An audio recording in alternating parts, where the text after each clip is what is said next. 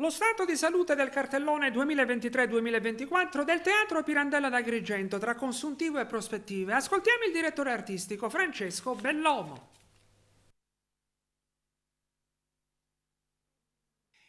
Mi piace sottolineare che questa stagione presenta dei nomi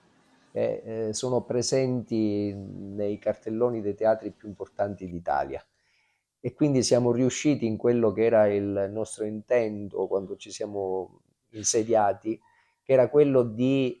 avere un teatro dove lo spettatore agrigentino in qualche modo potesse vedere quegli spettacoli che invece in altri tempi per vedere doveva recarsi fuori. E noi di questo siamo estremamente contenti, quindi un bilancio positivo. Ovviamente nomi come quello di Edoardo Deo o spettacoli, come ho avuto modo di scrivere qualche volta, cronaca di un successo annunciato come Il padre della sposa piuttosto che Bucci Rosso, sono chiaramente più affollati, però dobbiamo dire che anche la proposta di spettacoli, magari di minor richiamo da un punto di vista popolare, hanno avuto modo di essere comunque apprezzati e di dare al cartellone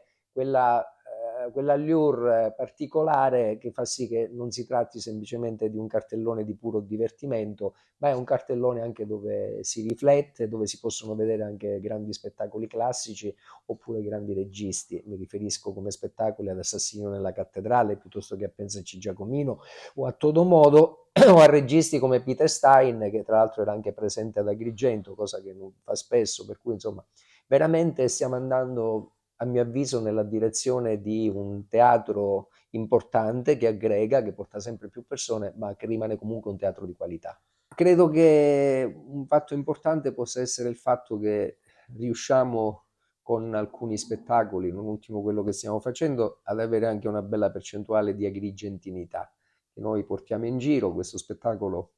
ha fatto teatri importantissimi, dal Teatro Manzoni di Milano al Teatro Alfieri, al Teatro Verdi, insomma siamo contenti perché Agrigento è presente anche nei teatri più importanti d'Italia.